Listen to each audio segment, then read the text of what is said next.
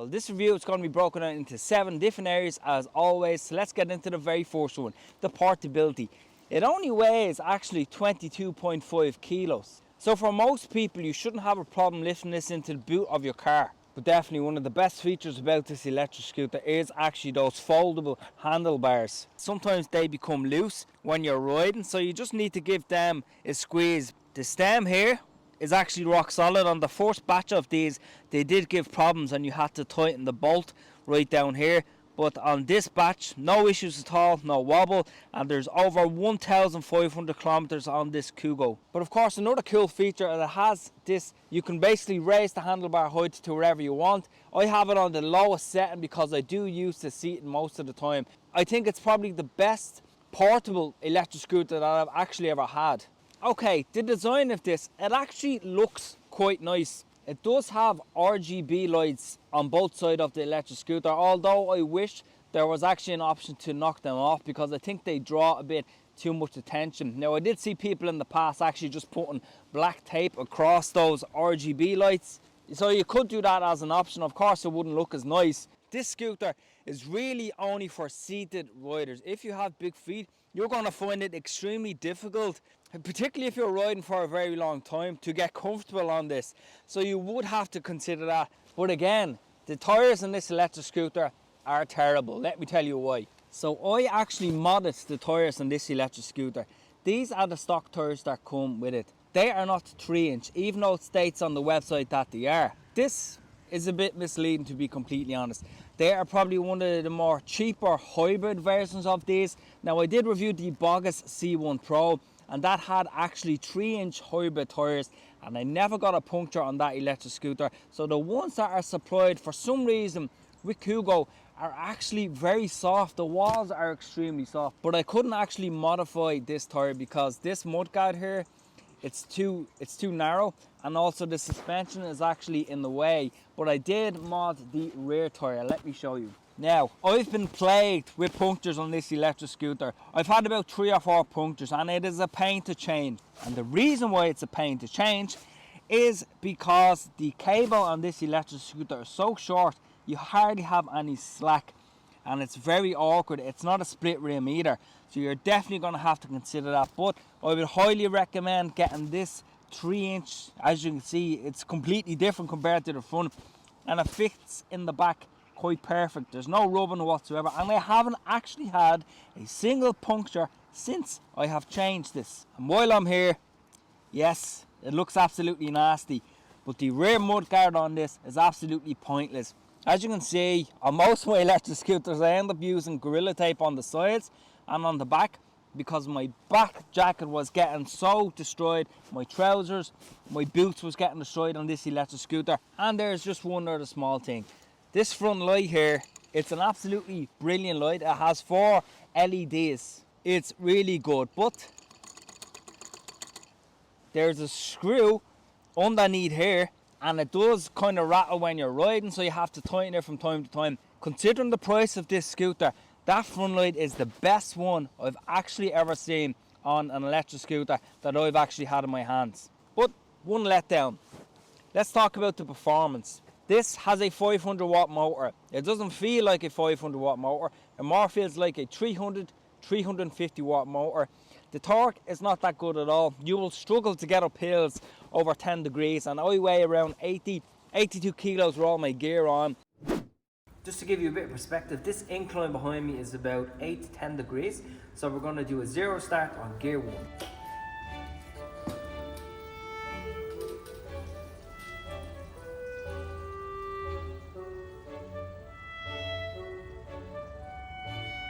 Now let's do a run up on gear 1.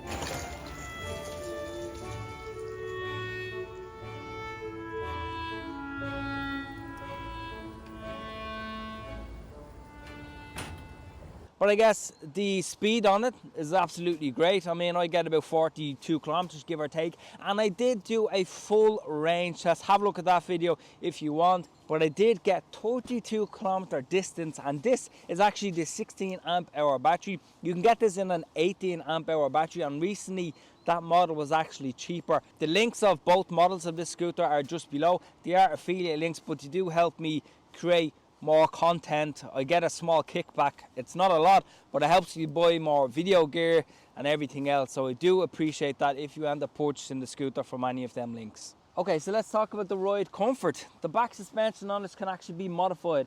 There are videos on YouTube I've seen where you can put the adjustable shocks on this, which would be a great addition to this electric scooter. However, the front suspension on this rattles, it clacks, it feels like this front of the scooter is actually braking. So again, I did make a video, I put some dampeners, basically not dampener, it was actually just an old tube on the front of the suspension and on the rear of the suspension, and it has actually made a small bit of a difference in the noise and a bit more comfort. However, I did see another video recently that was posted on my Facebook group that's also linked below, and it was basically another dampening method on the suspension.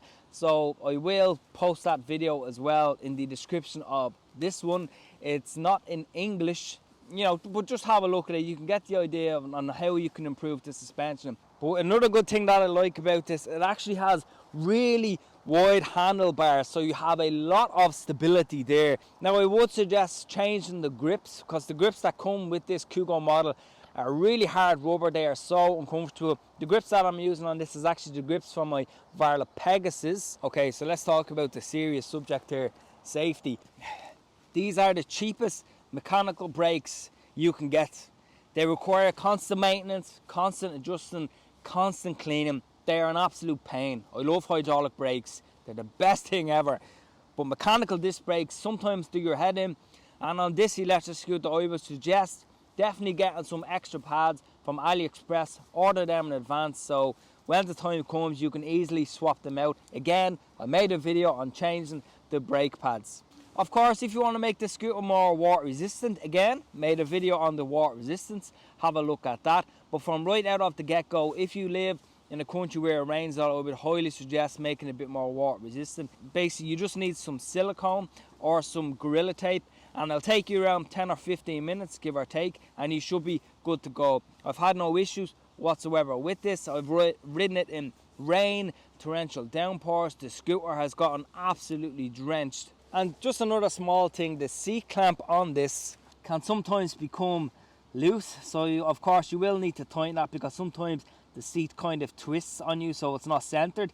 So of course you'll need to check that regularly if you end up using this as a seated electric scooter. Another thing actually that I forgot to mention is actually the horn on this. So you've this one here, this one is for your lights, but the horn has actually completely stopped working, but the indicators are working okay, but they're kind of pointless. And anyway, the value, to be honest, for the speed, the range, quite decent comfort, you can't really beat the price on something like this. But overall, the value is at quite the sweet spot. You wouldn't want that too expensive. If they're like 700 euros, 650, 700 euros upwards, I definitely wouldn't get it. But sometimes you can get them on Geekbuying, which is where I actually bought this from myself.